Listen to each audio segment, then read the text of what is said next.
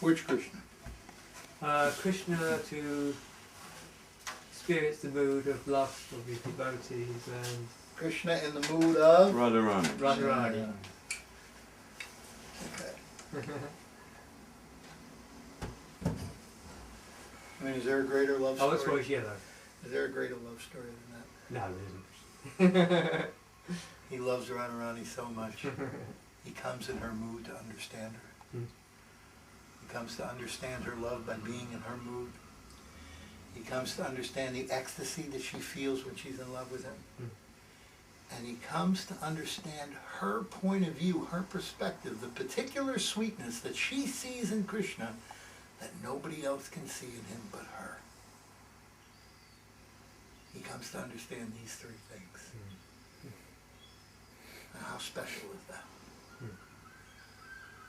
People are always looking for the perfect romantic story. This is the greatest romance in all eternity. God pursuing the depth of understanding of his lover, Srimati Radhika. No greater love story. Now he comes in her mood. And he comes at a time in Kali Yuga when it's time for the avatar to appear to give the holy name as the Yuga Dharma of the age.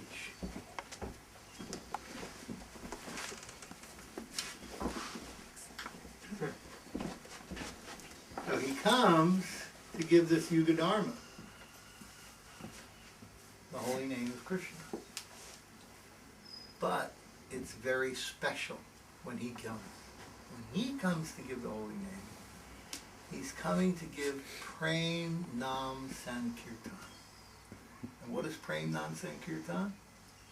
Prem Nam Sankirtan is the mood of service to his beloved Radhika. Coming to give something very special, which is not given in any other time.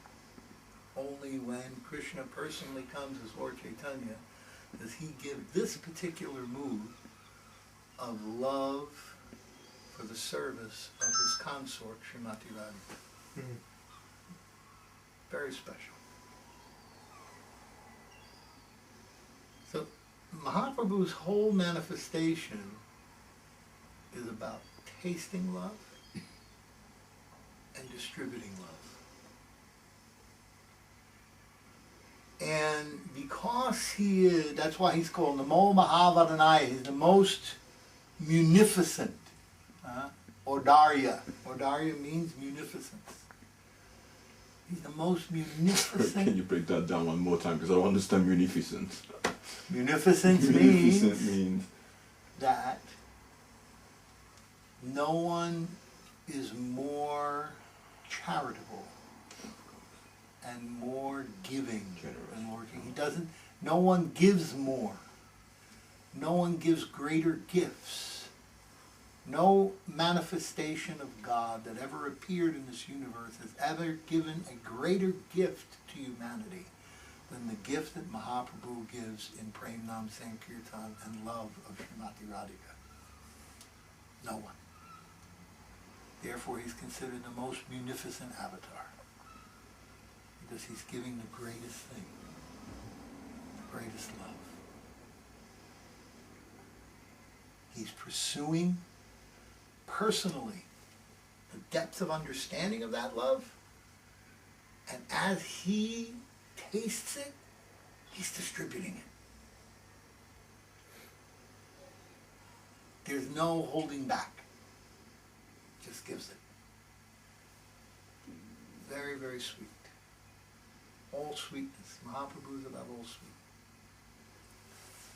And when he comes, he brings with him, you see the picture there, Panchatattva, there's 5 personalities. There's Mahaprabhu is in the center.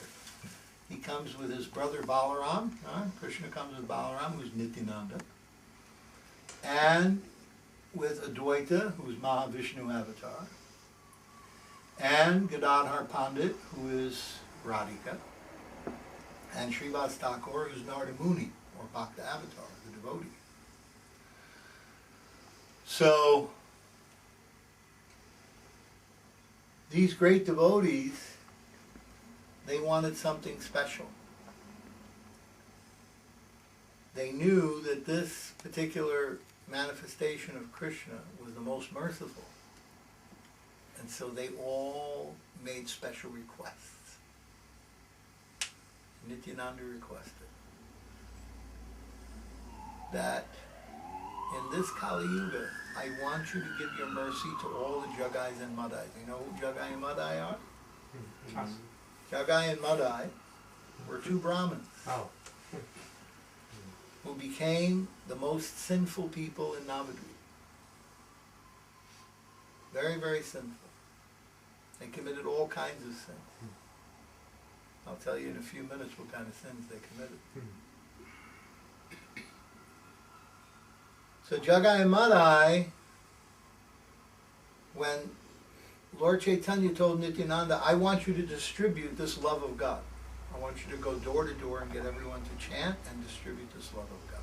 What I'm giving, I want you to give it to them. So Nityananda, who is Akhanda Guru Tattva, he's the root of all guru. All gurus get their power from Nityananda. He's the one who gives the power to the guru. He is the Supreme Personality of Guru. So Nityananda, he goes from door to door, knocking on the doors. And how does he distribute love of God? He bows down to everybody when he comes to the door. He glorifies the person. Oh, my dear sir, how wonderful you are. You're very great. I'm very nice, glad to meet you. Today I want to give you a gift because you're such a great personality. Great humility, great affection, great love. Then he teaches him to chant the holy name of Krishna, and the person becomes very happy. Very happy. So when Nityananda was going from door to door, he saw these two, Jagai and Madai, drunk, completely drunken and beating people up and screaming and yelling and stealing from people and beating people and committing all kinds of horrendous acts. You're familiar with this, right, Sam? What's that? Horrendous? Yes. Yeah. It's just munificent anyway.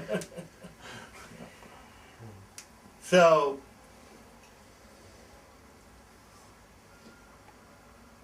Nityananda thought, Lord Nityananda was thinking, if I can convert these two, if I can make them devotees of Mahaprabhu, if I can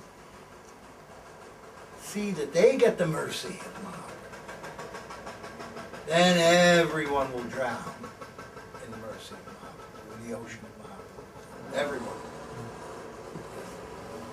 These are the most needy of all recipients. He didn't look for an easy target, you know. He went after the rhinoceros. You know that story, shoot for the rhinoceros? No. During the British Empire, when they were colonializing Africa and India, they used to have a saying, shoot for the rhinoceros, because the rhinoceros is a very hidden animal, very shy, doesn't come out very easily. And then when he comes out, even if you have a big gun, it's hard to put him down. If you can shoot him before he runs you over. So it's really hard to bag a rhinoceros in hunting. So if someone goes for the rhinoceros and he gets it, then he gets applauded.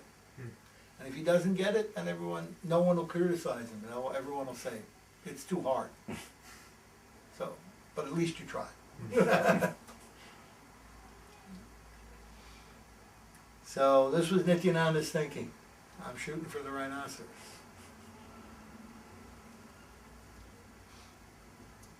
So he approaches the two brothers with Haridas Thakur, and the two brothers,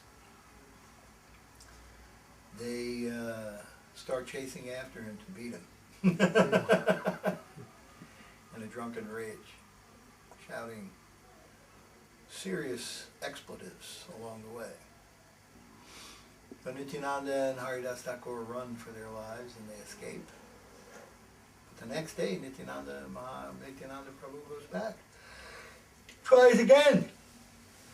He's very determined. He wants to give out this love of God. So Jagai and Madai become really angry, and Madai takes a clay pot, which they were drinking the wine from, and he throws it and hits Nityananda in the head and cuts his head, and he's bleeding. And then he sees that he's not, he tried to kill him, and he saw that he didn't die from the first blow, so he picked up a stone. Now he's gonna finish the job. But Jagai, he looked at it and he said, you know what? This person's actually innocent. And he's being hurt for no reason. So he grabs Madai's arm and he says, no, don't do this. Don't hurt this man. He's an innocent man. And Madai was angry. He was in a drunken rage. Meanwhile, some devotees who were with Nityananda went to Lord Caitanya and said, you know what happened? When Lord Caitanya hears this, he goes into a rage. And for a moment, he loses his mood as the munificent avatar of love. And he comes upon the scene with his Sudarshan chakra, this flaming disc, and he's going to sever the heads of Jagai and Madai. When he arrives on the scene, Lord Nityananda puts his hand up and he grabs Lord Chaitanya's arm and he said, "What are you doing? You came here to give love. You didn't come here to kill the Jagai and Madai." He said, "You're going to kill them with this disc? Are you going to kill everyone in Kali Yuga? Because this is what Kali Yuga is going to look like. Them." This is what most of the population is going to be like. Drunken brawlers. So are you going to take this disc and just destroy everybody? You've got to give them your mercy. So then Mahaprabhu retracts his Sudarshan chakra. And he says, "How can I give them mercy when they've offended you?" And he said, "Don't you know that when Madai went to hit me with a stone and kill me, Jagai grabbed his arm and protected me?" He said, "Oh, Jagai protected you? Then he has my mercy." So immediately he gives his mercy to Jagai. But then Madai says, but you're giving him mercy and you're not giving me mercy? I mean, we've done everything together. We were sinners together. We committed all the heinous acts together. We've done everything together. And now you're not going to give me mercy?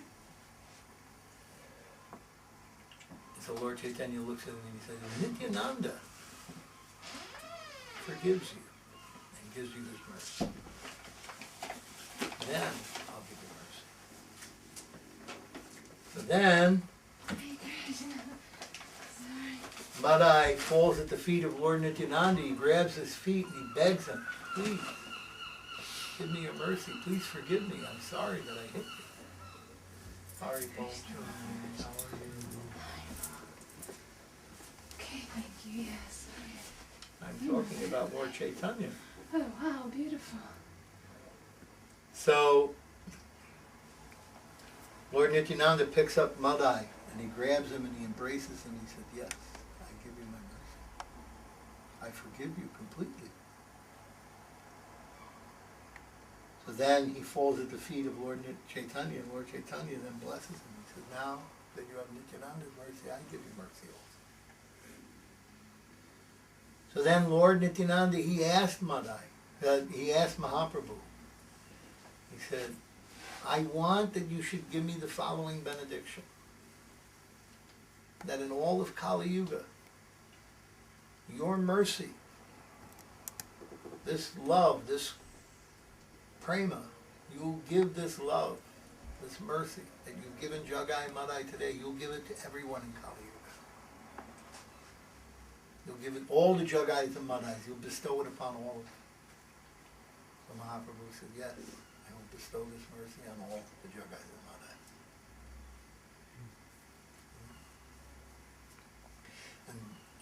And when this whole scene was going on, the demigods from the celestial regions and Yamaraj himself, who was in charge of the nether regions, all came to witness what was going on. So Yamaraj, sitting on his celestial chariot and watching the scene below, turned to Chitragupta, his chief lieutenant, and said, "Mahaprabhu has said that he's forgiven all the sins of Jagai and Madai. What were the sins of Jagai and Madai that he forgave them?" And Chitragupta went, "Oh, you want me to describe the sins of Jagai and Madai?" He said, "Yes, I need to know what it was that Mahaprabhu accomplished." He said, "You know that we have millions of scribes who go throughout the world writing down on notes, seeing and watching everybody who commits sins and making notes of it and bringing it back to the messengers, bring it back to the scribes to enter it into the books." He said, Jagai and Madai committed so many sins that all the messengers were engaged only in accounting. They had no time to account for anybody else's sins in the world except the sins of Jagai and Madai, because they continuously committed sins every second. There were so many sins that the scribes, filling the books day and night, had no rest and were crying in pain from writing all the sins of Jagai and Madai, book after book after book, piled as high as a mountain. No sin that has ever been committed in the past, nor any sin that will be committed in the future, was not already committed by Jagai and Madai. And Mahaprabhu took all those sins and he made them the size of a sesame seed and threw it into the ocean. When Yamaraj heard this, he passed out, unconscious, because he couldn't fathom the depth of the mercy of Mahaprabhu.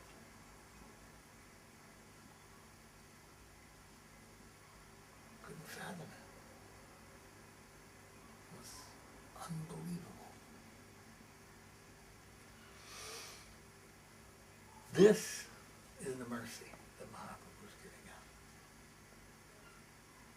So this was the first request by Nityananda.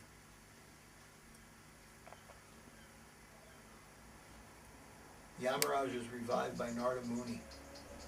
Narada Muni passes by, he sees Yamaraj lying on the chariot, and Chitragupta asks him, "Can you please help me? My master is unconscious."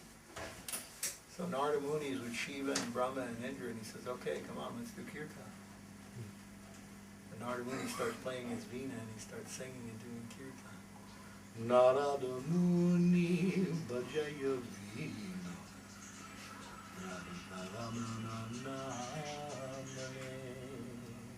Then he starts singing Hare Krishna, Krishna Krishna, Hare Hare. A beautiful kirtan, and then Yamaraj is revived. And so in this way, we see that Mahaprabhu mercy was so great that even the demigods became engaged in the chanting and dancing of the Hare Krishna Maha Mantra in celebration of the conversion of Jagai and Madai. So then, that was the first one. Nityananda said, "I want you to give this mercy to all the Jagais and Madais." Then Advaitacharya, he asked Mahaprabhu, because he had held a special ceremony in his home called the Shraddha ceremony, and then there's a special plate of prasadam which is offered to the deities. It's called the Shraddha Patra, and it's supposed to be offered to the chief Brahmin of the assembly at the meeting, chief priest. Amongst all the Brahmins who were there, that person is considered the most exalted. And so, of all the persons, he offered it to Haridas Thakur. Now, Haridas Thakur was born a Muslim. But because he continuously chants the holy name of the Lord 300,000 times a day, Advaitacharya considered him to be the topmost Brahmin. So initially the Brahmins were angry and they were ready to leave. But then someone convinced them of the glories of Haridas Thakur. So Haridas Thakur is considered a Malecha, Yavana. Very, there's different castes in Vedic society. Brahmins, Kshatriyas, the warriors, Brahmins, the priests, Kshatriyas, the warriors, the Vaishyas, the agriculturalists, and the merchants and the bankers, and then the Shudras, the laborers, and then below that is considered the dog eaters, the Malechas, and the Yavanas.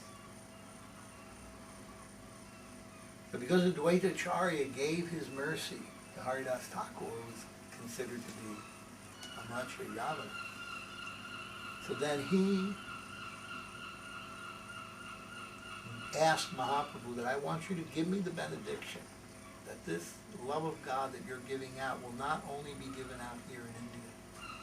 I want you to give it out all over the world to all the Malechas and Yavanas as well. Mahaprabhu gave him that benediction.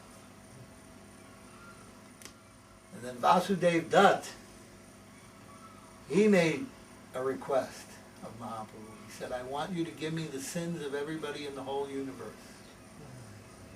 And I'll take all the sins, and I'll stay here and suffer for them, and you liberate everybody else. So Mahaprabhu said, okay. I'll liberate everyone, and I'll liberate you too. You don't have to stay here and suffer. So because of these three requests, and because of a prediction that Mahaprabhu made, Nagaradigram, my name will be heard in every town and village of the world. Because he made this prediction, because of these requests, he made this prediction, my name will be heard in every town and village of the world. Now notice how Mahaprabhu, he's not the one who's actually directly distributing the mercy in one sense. Of course he's distributing the mercy, but he's got his agents, they're all doing it. So of course, how the mercy gets distributed all over the world, that's another beautiful story. That's the story of Prabhupada. Srila A.C. Bhaktivedanta Swami Prabhupada was actually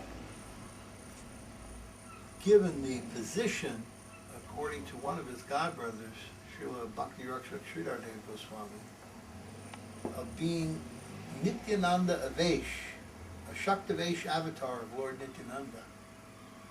Because he came and fearlessly, like Nityananda, went to all the countries of the world to give out Mahaprabhu's mercy. He went to America with nothing, all by himself. He lived in the Bowery, which is a rough area.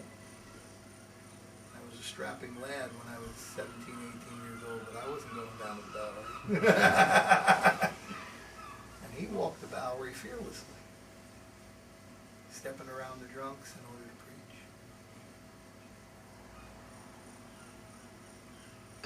He endured a lot. He preached all over the United States. He preached in Mexico. He preached in Canada. He preached in Venezuela. He went to Hong Kong. He went to Singapore, Malaysia. He went to Australia. He went back to India and he preached all over India. He preached in England, France, Italy, Germany, Sweden, and several other countries in Europe. And he preached in Africa. He went to Kenya. He went to South Africa. And he preached there.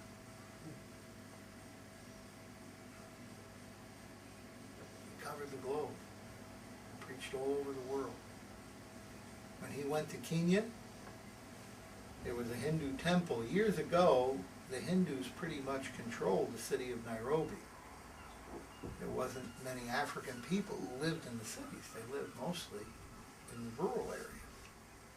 And after independence, when Jomo Kenyatta had achieved independence for Kenya, many of the people moved into the city. And so as the Indians got phased out, the places which were Indian areas, where they had their temples, became African areas. But the temples were still there. But there was a sort of policy that, this is for the Indians and you don't come in here. So when Swami Prabhupada came there to Nairobi, they held a program at the Sanatana Dharma Temple in Nairobi. There was thousands of African people standing outside trying to see what was going on. And he told them, I won't do this program unless you open the doors and let everybody in. I want everyone to get the mercy. And everyone came in. And he gave the mercy to everyone. He chanted, he had them all chant, and he distributed the mercy to everyone. This is why he's Nityananda Dev. Huh? Sena Bhakta. Senapati Bhakta, the chief lieutenant of Mahaprabhu. Who was that? Sue Devi. The flower girl. So, How are you, Sue Devi? Thank you so much for coming. Come in, sit down, go sit next to her. To Taruni. You and Taruni over Maharaj, can I ask one question? there. I don't know if you can or not, but you may. I was just wondering, you said that, I was wondering what the difference is, because they say that all pure devotees are like Baladev Prakash, Nityananda Prakash, but that Srila Sridhar Maharaj said that he was Nityananda Avesh. I'm wondering what the difference is there. Being Nityananda Prakash is a general understanding that all gurus are empowered by Lord Nityananda. But he was saying that Prabhupada was like an expansion of Nityananda himself. Wow.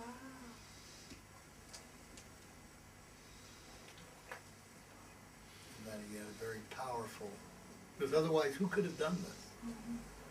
In 11 years, he's established 108 preaching centers all over the world. Who could have done that in 11 years? And printed 100 books.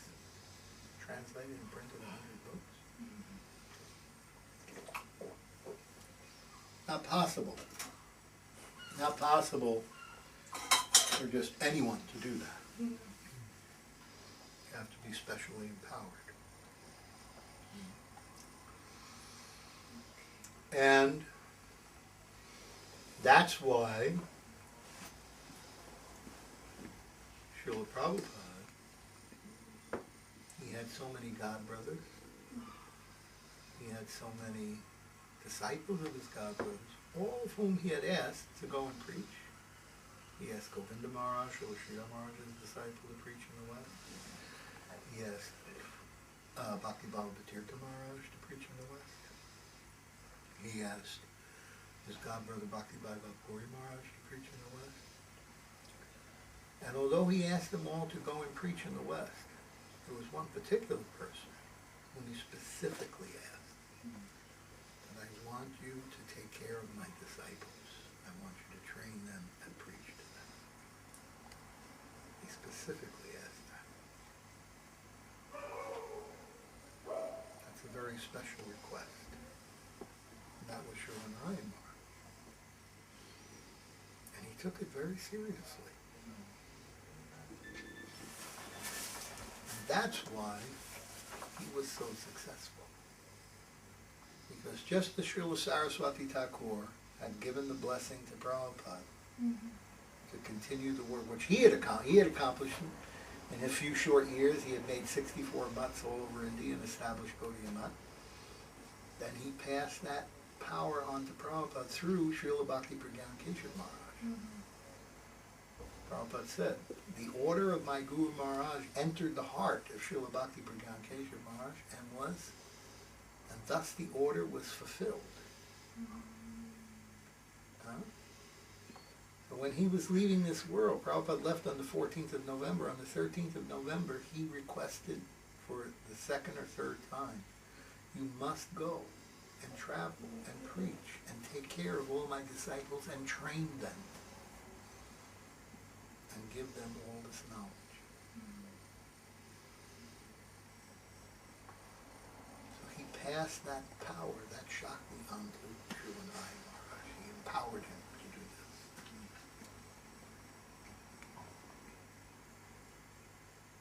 No one, all of those persons had some success. Srila Bhaktivedanta Maharaj, Srila Bhaktivedanta Maharaj, Srila Govinda Maharaj, they all had success preaching in the West. Why? Because Prabhupada gave them the power.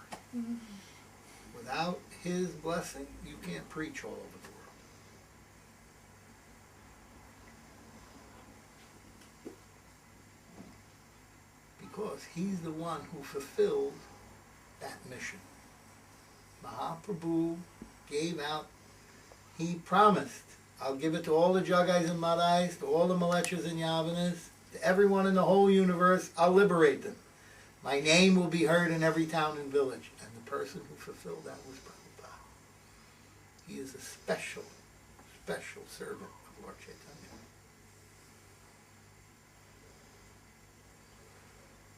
He was the one who gave it out to everybody. No matter what race, color, or creed, no matter what gender, he gave it to everyone.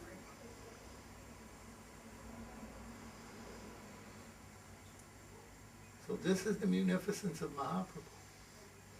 Mahaprabhu is giving out this love. He's distributing it to everybody. And he has his agents who have helped him to accomplish it. So he's Krishna. He's come in the mood of Radharani. And he appeared in a Brahmin family in 1486. The reason I'm going over this biography is because someone told me, yes, Lord Chaitanya is the guy who took sannyas from a Muslim. So I'm trying to clarify this. It's just a misunderstanding. Obviously, you got some misinformation. I'm trying to clarify his background. So, he appeared in a Brahmin family. And he became the master of Nyaya, which is logic. He became a master logician. And as a master logician, he taught the principles of logic and the principles of logical knowledge and reasoning to many, many students. And then he went to perform the ceremony for his father. His father passed away just after he graduated from school. And when his father passed away, then he, every year, is supposed to perform a ceremony by going to the holy city of Gaya. So he went to Gaya to perform the ceremony on behalf of his father. And at that time he met his Guru Maharaj, Srila Madhavendra Puri, Ishwar Puri. And actually, Ishwar Puri can't really be Krishna's guru because he's Krishna. But to teach us that you always have to have a guru, he accepts the guru. He accepts initiation from Ishwar Puri, and then he becomes absorbed, instead of the wranglings of logic and gyan and knowledge, he now becomes a bhakta, a devotee. And he's always chanting the name of Krishna. But he realizes that many people will accept him as an authority since he's a householder. He's a married man. So as being one of the many married men who are Brahmins, and being young Brahmin at that, his authority was not so acceptable. So, in order to spread love of God, he gave up his wife, gave up his mother, he gave up his family, and took sannyas from Keshava Bharti, who was a Mayavadi sannyasi. It means a sannyasi from the school of impersonalists. Because at that time, the Mayavadi sannyasis were more accepted than the Vaishnava sannyasis. But he became a Mayavadi sannyasi, and then he preached as a Mayavadi sannyasi, but he preached bhakti, pure bhakti. And he went to live in Jagannath Puri at the behest of his mother. And not only did he give out this chanting to, because he traveled the whole of India, South India, North India, everywhere. But not only did he give out the chanting to the human being, but he also traveled through the Jarikunda forest and chanted to the animals. He had lions and deer dancing together. He had elephants dancing. We had all of the dangerous animals dancing and chanting and singing the songs of Hare Krishna. The trees swaying. And he gave it out to living entities. Everyone. Everyone got blessed. So Lord Caitanya, no one gave what Lord Caitanya gave. No one gave it on that level. He's the most magnificent avatar. But he has agents. And certainly Srila Saraswati Thakur Prabhupada and our Srila Prabhupada and Srila Narayan Maharaj, they were special agents of Lord Caitanya. Because you can't travel unrestrictedly around the world and preach like that unless you have been given the direct blessings of Mahaprabhu. So therefore we're very fortunate that we got a chance to associate with such great personalities and get their mercy. So fortunate. But with fortune comes responsibility. Just like Mahaprabhu, as he was tasting the nectar of Srimati Radharani's love, as he was becoming deeper and deeper, more deeply absorbed in her love for him and understanding what that love was, he was distributing it. The more mercy you get, the more love you get, the more you distribute. That's the responsibility. You have to give. You're not supposed to keep it. You don't be a miser. This is why all of Prabhupada Narayan Maharaj was 90 years old. He was still traveling and preaching. Because you have to give mercy. You have to give mercy. Right, Sam? Can't hold back. Pardon? You can't hold back. So when you get mercy, Sam, then you have to distribute it. Why do you have to make that personal?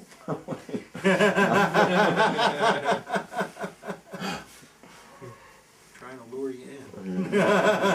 I mean, all right. So, this is very special. Very, very special. So does anybody else have any questions they'd like to ask about Lord Caitanya? Hmm? I didn't have one about Lord Chaitanya, but I did have one about Bhagavad Gita. Okay. It is a bit of a basic question. I just wanted some clarity because I've started reading. I actually meant to bring it with me so that I could read one quote from it, but I didn't. I just started reading Gurudev's Gita because they just did the new edition, so I just got a copy, and I'm just up to chapter 4, and I was just Gurudev's saying in there, I just wanted to make sure that I've got this right. If we're not renounced, it's saying that we should practice Nishkaram Karam Yoga. Is that right? We should just do everything for Krishna. Keep doing our karma, but do it all for Krishna. Krishna is very merciful. Remember what I was telling you last night? He knows that there's so many different kinds of living entities, so he appears in so many different forms in order to attract everyone. Mm-hmm. But he also gives you so many ways to come to him. He says in the Gita,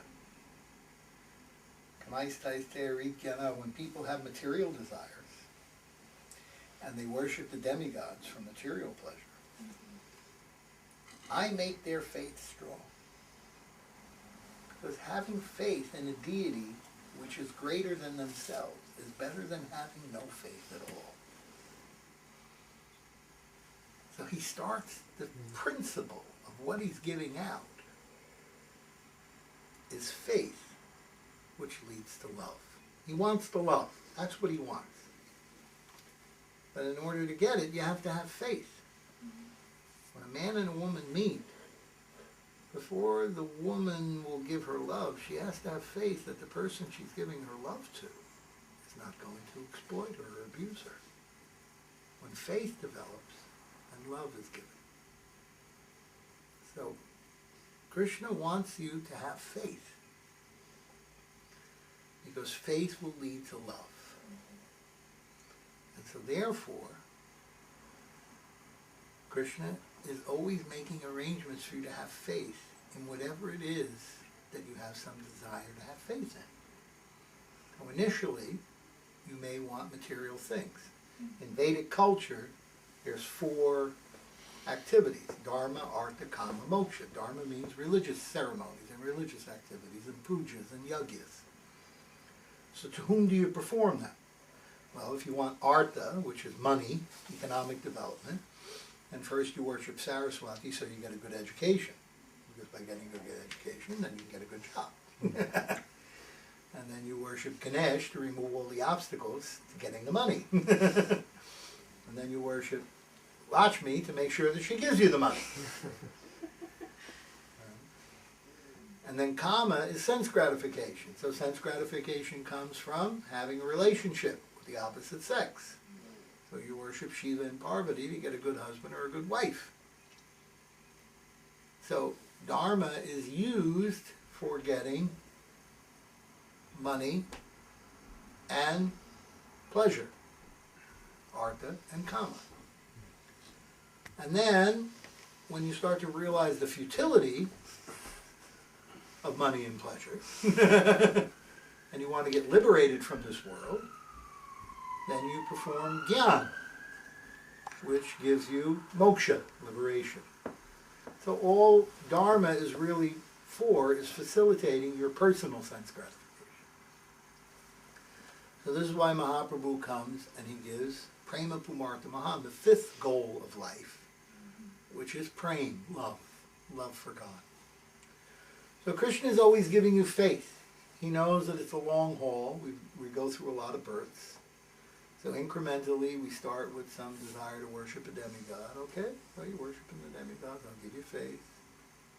But understand that whatever benedictions you get from them come from me alone. I'm the one who's giving them. And then he tells you that when he's talking to Arjuna, he says, now look, the best thing is mamana bhava mad bhakto. The best thing is to always think of me, always worship me, always surrender to me, always do everything for me. Make me the center of your entire life. And meditate on me always with love and affection and devotion. This is rag bhakti. This is spontaneous love. Then he says, okay, now if you can't do that, then execute the principles of Vaidhi Bhakti. Okay. And this way, you're doing Vaidhi Bhakti. Now, Vaidhi Bhakti is different from Rag Bhakti. Rag Bhakti is love. Does anyone have to teach a woman to love her baby? There's no school or education for this. She gets pregnant, she's in love. She loves the baby. She's ready to take care of the baby. She gives everything, her whole life to her baby. Gives her breast milk to her baby. Everything. She loses sleep for her baby. Everything for her baby. The love is very intense. She sacrifices everything to satisfy the baby and take care of the baby. This is natural inclination. In India, when a woman has a baby, she usually gets a family member who's around 10 to 12 years old, young girl, to come and assist her. Initially, the girl has no connection with that baby. But when she associates with the mother and sees the love of the mother for the baby and begins to execute the duties that she's assigned by the mother to take care of the baby, gradually she develops as much love for the baby as the mother has. And eventually she would even sacrifice her own life in order to protect the baby. Now, could she learn that at school? No. Could she learn it from a book? No. Only by associating with someone who has that love and executing the services under their guidance does she obtain that mood. And this is the principle of Rag Bhakti. Rag Bhakti means that that you associate with a great sadhu like Srila Prabhupada or Srila Gurudev who has the love, and execute your service anugatya, under their guidance. And then that love comes to your heart in their association. Do you follow? Mm-hmm. So Krishna says, if you can't perform Rag Bhakti, then do Vaidhi Bhakti. What's Vaidhi Bhakti based on? Fear and intellectual analysis. I'm afraid if I don't do Vaidhi Bhakti, then I'll have to suffer my karma. And I know I've got some bad karma. Right, Tim? I better do Vaidhi Bhakti. That's my only way out. So this is fear, And fear can work for a while. I mean, these are two big emotions, fear and love. And people can control other people with fear, but it doesn't last. I mean, there's only so long that someone's going to submit to being in a fearful condition, and they're either going to break away or they're going to die. So fear is not a permanent emotion, but love is. Love it. And so, initially you may have some fear in Vaidhi Bhakti, but then as you get to practice it and understand it, and you start to realize intellectually, this is the best process. This is the process. There's no other process but this.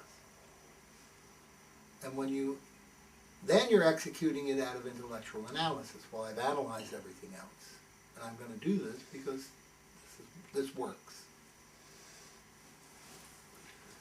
And so you're still not on the love platform yet, but at least you're not on the fear platform. You're on the intermediate platform.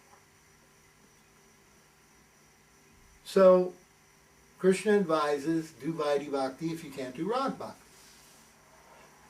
Then he says, after that, in the 12th chapter, he says, well, okay, now if you can't do Vaidhi Bhakti, then just work for me, Nishkarma Karma Yoga.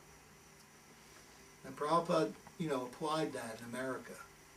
He had many young men who really didn't understand, they chanted, we didn't all chant when we were supposed to chant, or as much as we were supposed to chant. We chanted, but we worked. We worked hard.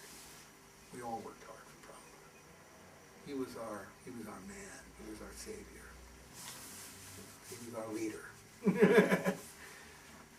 We were his crew. And we walked over hell and high water for Prabhupada. And so we all worked for him. We worked hard. We went out hours a day distributing books, distributing prasadam, cleaning the building, day and night, day and night. There was times we would work 24 hours straight without sleeping.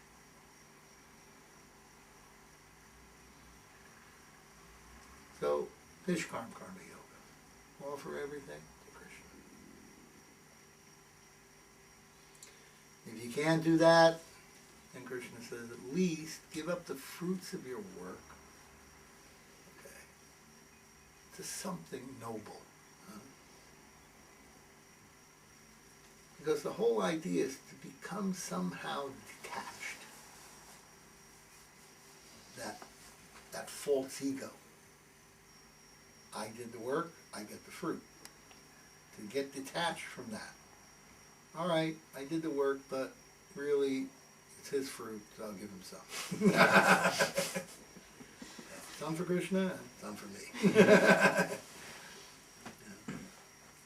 Yadashnosi, Yad Kadoshi, Yadashnosi, Yad Dadasi, Dadati, Yad. This is, whatever you eat, whatever you drink, whatever you offer, whatever you give away, everything, do it as an offering unto me. And Vishwanath Chakravarti Thakur says, this is not really Ananya Bhakti, offering your eating and sleeping to Krishna. But it's better to do that than to think that you're the proprietor of your eating and sleeping. You understand? At least you recognize that on some level it belongs to him. So, if you can't do the Vaidhi, then you do Nishkarma Karma. You can't do that, then offer something to someone somehow and get detached. But better than that is if you can start getting knowledge about detachment. And this is why you look in the second chapter, right? In the first half of the second chapter, Krishna teaches Arjuna Sankhya. You're not the body, you're the soul. Why is he teaching him that? He says it in the 39th verse of the second chapter. He says, now I've taught you the knowledge of Sankhya, by which you can understand you're not the body. Now that you know you're not this body, you're not this false ego, you're not the owner, you're not the proprietor, now I'm going to teach you Buddha Yoga, which is going to teach you how to become detached from the fruits of your work. How can you become detached from the fruits of your work if you think you're the body? And you have this false egotistical conception that, you know, I'm Harry, I'm Charlie, I'm Dan, I'm Sam, I worked hard, I made the money, now I'm going out to have liquor. You can't become detached from that conception unless you understand I'm not that person. I'm the soul. I was born naked. I'm going to die naked. Like I told you the first night when I was here about my son. 2.5 years old, and he went into that space in his previous birth. And, where's my servants? Where's my money? He was obviously a wealthy guy, you know. Said, sorry, pal. Not this birth. We just got a little 2-bedroom apartment here. You know, your kids are enjoying that now. So, that's what happens. Whatever you come in with nothing, you go out with nothing. You can't take it with you. So when you get detached from the conception of trying to take the stuff with you, that's when you can give up the fruit of your work to Krishna. You understand? I think so. It's getting a little clearer. Is it getting clear that there's steps, there's layers, okay? Krishna wants you to have faith. If you can't give him rag right away, okay, you can't give me rag right away. Dvaiti Bhakti. You can't do Vaiti Bhakti, right? Give me something.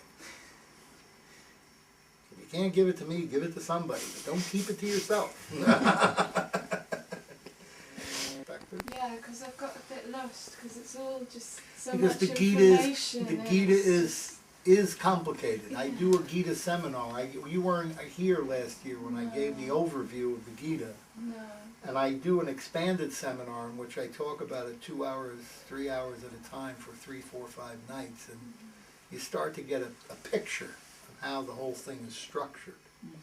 And this is important because it's the foundation. The Bhagavatam is built on top of the Gita. And the Caitanya Charitamrita is on top of that. So you can't climb, you can't just go to the top of the penthouse without having a foundation in the bottom of the building. So the first thing is you have to have the foundation. You have to have the Gita. So maybe next time I come we'll do... That would be great. Do you know when you're coming? Not right now, but okay, we'll work on it. Okay. That would be fantastic. I think everyone... We'll make 3 or 4 or 5 days where we'll just do the Gita. We'll go through the whole Gita and we'll really understand what the Gita is about. Would you like that? I've heard Ashram Maharaj do overviews as well. Oh yeah, it just takes a while to sink in. Sure. He knows. Yeah. The old timers know because we were hammered with the Gita from Prabhupada. Every day having Gita class. Yeah. Every day. Every day, and Gita. And then Gurudev, he opened up a lot of avenues into understanding the mechanism of how the Gita works. So between the two, and each commentary has immense value in and of itself. And Prabhupada, Gurudev always used to say to all of his disciples, read Swami Prabhupada's Gita first, and then read my Gita. Because for the Western mind, Prabhupada's Gita puts the things into perspective so that when you try to enter into the depth of what's being given in the next Gita, in Gurudev's Gita, you can get there. Yeah. Understand? By Gurudev, you mean Srila Prabhupada, Srila Srila Narayan Maharaj. Yeah, correct.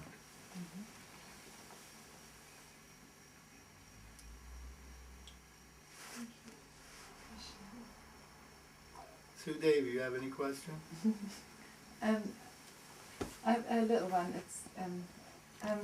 It's on the internet. There's the Unexpected Festival I think it's in June in Manchester. Is that right? In Birmingham? In Birmingham, yeah, thank you. And it's in the Gurdwara. And it was quite interesting for me because for my yoga studies, I'm going to be looking at the Japji next. And I just wondered if you had any knowledge of Japji and any comments about it. Any knowledge of what? Japji. The Japji, I wondered if, which is it's the beginning of the Sikh. Can you remember the word? Yeah, the Guru Granth is the very first part. Oh. I just wondered because of the connection, because it said. Well, there's a story about Guru Nanak. He traveled all over India, and he had some pretty brilliant conceptions. There's a story about him. One time, I think he was in Persia or Afghanistan, which was part of India at the time. And so at night he laid down to go to sleep, and a Muslim man was there, and he said, "You've got your feet facing Mecca." So Guru Nanak said, "So?" He said, "Well, you can't face your feet to Mecca." He said, "Why not?" So God is over there. I said, "Okay. Show me where God is and I'll put my feet there."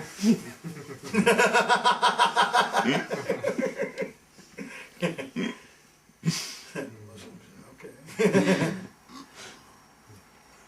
So Nanak was a pretty bright personality, pretty spiritual personality. And when he went to Puri, he actually met Mahaprabhu. And they did kirtan on the beach together. So that's, part of what made him emphasize japa and kirtan. It's part of, because of the mercy he got from Mahaprabhu. He made kirtan a very intrinsic part of his path. He actually met Mahaprabhu. Sri Caitanya Mahaprabhu. Because that was quite interesting for me, because the time when he was born is that time, so it was quite interesting for me. So I have quite a lot of Sikh friends. He appears at the same time. His life path crossed his Mahaprabhu's. Well, it must be why the Sikh people are very attracted to kirtan. They feel a kind of comradeship with devotees. Yeah. Because it's a major part of their religious teaching to perform kirtan and to distribute prasadam. These are the two main things that he emphasized. You go to the Gurudwara in Amritsar, they have an enormous kitchen, and they give out prasadam. They give out food. This is their thing. So, Nanak, he's a kirtaniya. He's a bhakta. And whatever he's giving is only one part of what Mahaprabhu gave. So, you can go, you can chant, you can get involved on some level, but try and understand that you're only getting a piece of what's already here in its entirety. You understand what I'm saying? There's a piece of Mahaprabhu's mission all over the world. Bhaktivedanta Thakur, who was Mahatma, broad-minded. Mahatma means broad-minded. So in 1876, when he wrote this about how Mahaprabhu's movement would spread all over the world, he said, actually, Mahaprabhu's movement is already spread all over the world. He said, we can hear the strains of the Sankirtan movement in the streets of England and America as the Salvation Army marches down the street with cymbals and drum singing the names of God. This is the beginning of Mahaprabhu's Sankirtan. You see. So yes, some of Mahaprabhu's Sankirtan movement is in every religion.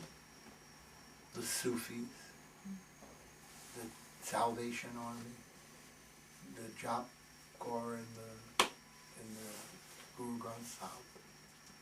It's there everywhere. The glories of singing the name of God. Christ tells his disciples, wherever there's 2 or more persons gathered in my name, I am present. David says, King David says, one should glorify the name of the Lord with cymbals, drum, and bell. In the Psalms. So it's there. There in every religion.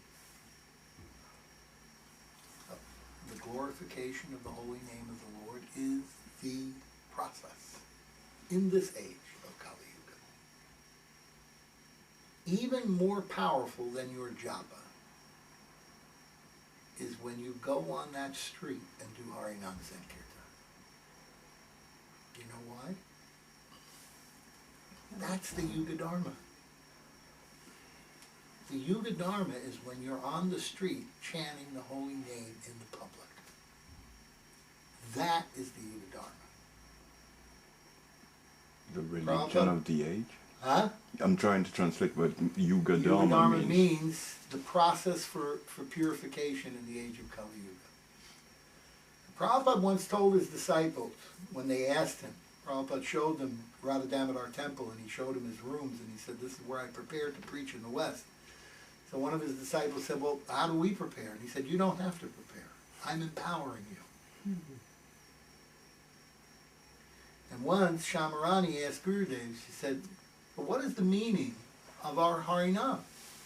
We're going out on Harinam and we're chanting. We all chant Nam Aparad. So what is the value of our Harinam? It's just Nam Aparad. He said, no. Gurudev said, no. When you go out on Harinam under the order of Guru, it carries the potency of Guru. You can really feel that in a Harinam. Yeah. Like when we're in London and people, they get transformed. Yeah. There's an effulgence around the group of devotees, and people, you can see transformation go on their whole body and their face, and they become absorbed. They come in and they dance and they start chanting. And sometimes they do it mockingly, like as if, oh, Great. they're having, but they're doing it. Exactly. So, David, you've been on Harinams, haven't you? Yeah. So do you understand what I'm saying here about the power of Harinam? When you're doing Harinam under the guidance, under the shelter of Prabhupada and Gurudev, they're there. And your chanting has their potency. It's as if Prabhupada and Gurudev are chanting themselves in that Harinam. That's why I remember when we used to chant in New York City, we'd go around. I mean, I heard them chant. I moved in that day. And that was typical. We would go down the streets of New York here and there, and people would hear the chanting, and it was like the Pied Piper. They'd follow us home, and they'd end up in the ashram. That was the power of the holy name. Prabhupada, in the 4th canto, he said that there are Aryans. There are people of more purified consciousness all over the planet, and when they come in contact with the Krishna consciousness movement, immediately they come into it. You understand? Because Krishna consciousness accumulates birth after birth. So when you hear the pure chanting, it awakens your consciousness of your previous knowledge, and then very quickly you come to that platform. You understand? So the most important thing you can do is Harinam. At least once a week, this group should go out on Harinam Sankirtan. At least once a week. Do you think you guys can do that? A collective holding of breath. Yes, we have some shy people here in this room. Yeah, we started to last year, but I found it too much of a strain and got completely fried. And Once a Kundalini week, you doesn't can't do like it once a week? Too much of a strain? Not walking, no. I used to do it 8 hours a day. I know you've got a problem, but I used to do it 8 hours a day every day. Yeah. When I was would love that. If I lived in the temple, I would have wanted that to be my service. We used to go out for hours to Harinam Sankirtan, and she stood on the street corners for hours distributing books. Powerful. Powerful. 8, 9, 10, sometimes 11 hours. And then we would think, oh, I can't come back to the temple. There's still too many people out here. But we could feel the empowerment. We knew that it wasn't us. It was Srila Prabhupada's power in us. Sam's calculating. I understand Sam. I'm a street boy from New York. I understand him completely. He's calculating, okay, what's in this for me? How can I work this? How can I work this? What can I get out of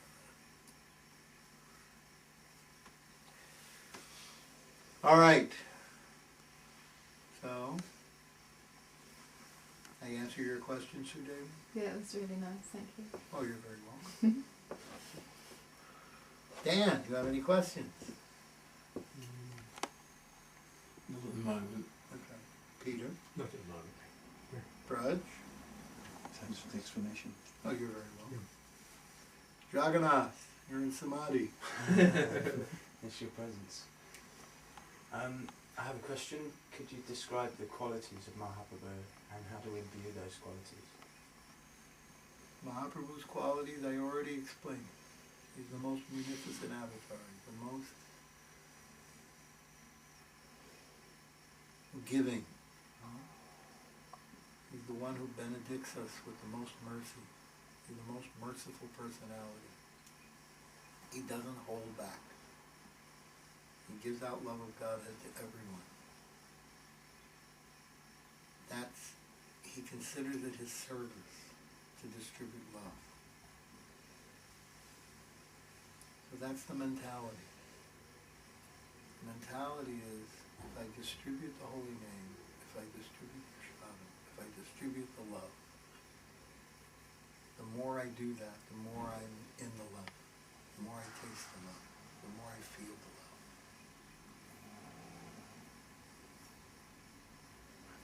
If you want love, then you have to give love. It's only by giving out whatever you get that you learn how to accept it. It's harder to accept love than it is to give it.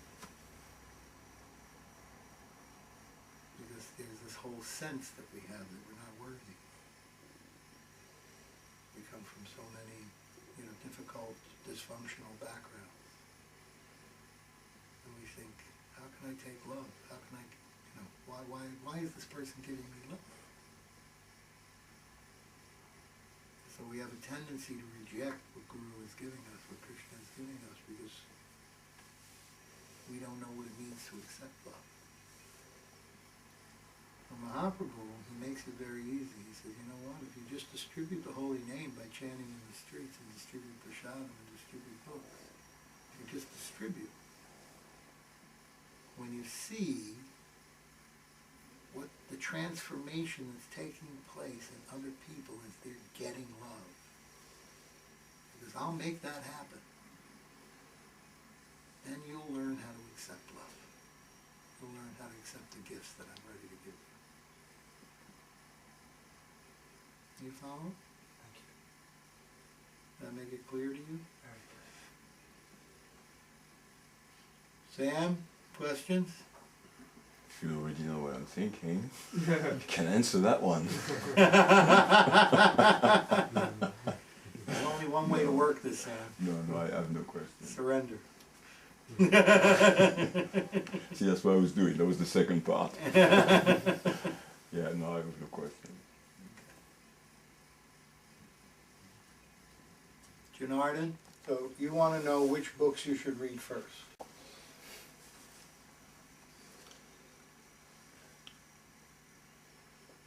See, Srila Prabhupada, he approached this thing in a very similar manner to the way Srila Gurudev did. Srila Srila Gurudev was always emphasizing, hear the Leela of Krishna. Okay. But then he told me personally, and he told others, that you need to explain the fundamentals to the devotees because they don't know what it means. So, Prabhupada always had us study the Gita because that's the fundamentals. But then he always had us read Krishna book every night because that's the Leela. He gave us both. That was our special reward at the end of the day, working hard, sit down together, all the boys and girls in the temple, and we drink hot milk and read Krishna book. Bedtime stories. And so, this combination is very important. So, start with the Gita, that's one book, and also read Krishna book on a regular basis.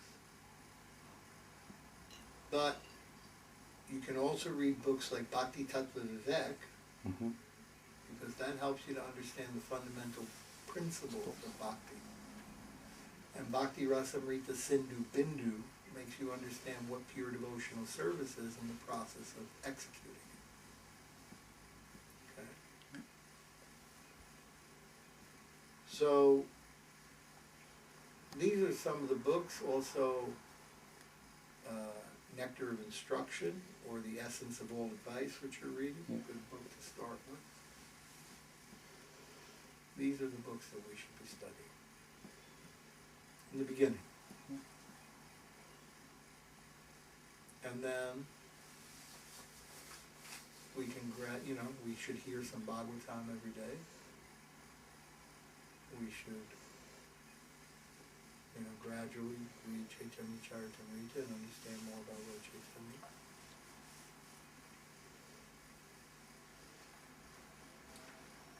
And gradually everything is given, little by little, like this.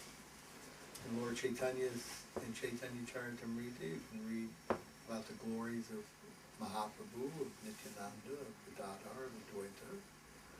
You can read Rup Shiksha and Sanatan Shiksha. You can read Roy Ramanand Samvad in the beginning and see how Mahaprabhu has Roy Ramanand graduate from the most basic conception of an ashram up to the point of praying. So we understand what is actually praying in relationship to everything else. So these are all things that are good to learn.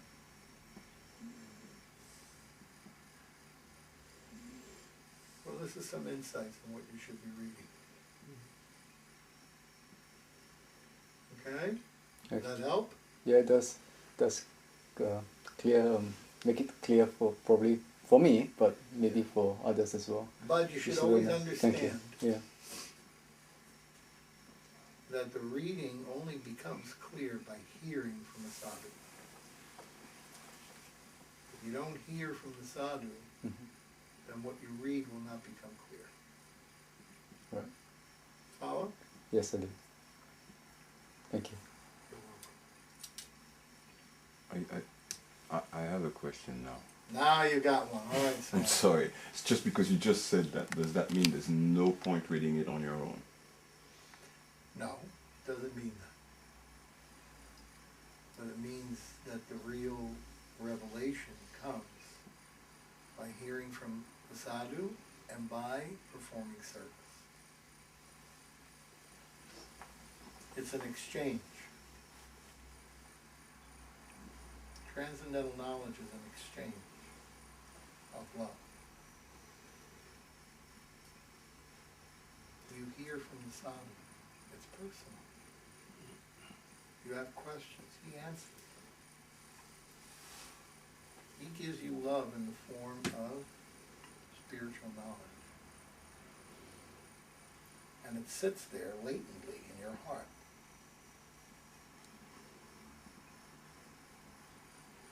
And at some point, when you love him back by doing some service. You may bring in a donation, you may bring in some food. Just like Sue Devi brought me some flowers. You express your love. Understand? You express your love, you do some service, you give something. And then all the seeds of transcendental knowledge that is sitting there start to become revealed. You know what I used to do with devotees? I used to do this all the time. I tell them, okay, before you go and hear Srila Gurudev, I want you to read some chapters of the Bhagavatam or the Gita before you go to hear him.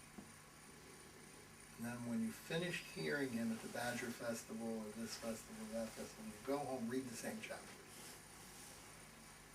And we go, oh my God, it's like night and day. I can't believe I missed all those things the first time I read it. You missed them.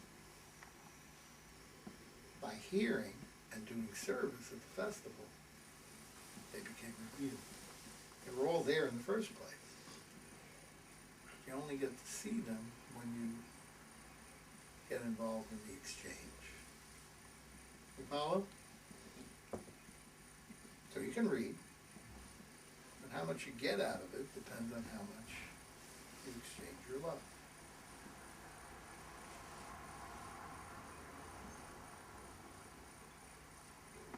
That's the angle. And in the end, the love you make, the love you take is always equal to the love you make.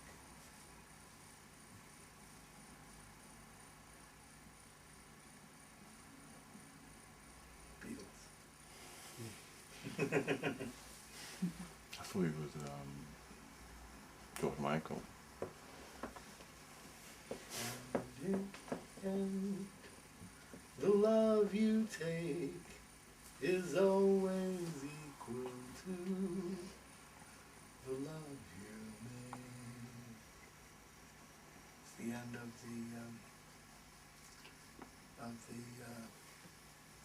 the album, Abbey Road, the last line of Abbey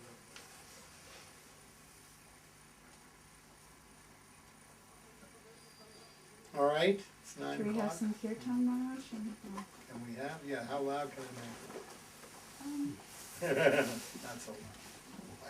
Just, yeah, I mean... Hare Krishna, Hare Krishna, Krishna Krishna, Hare Hare,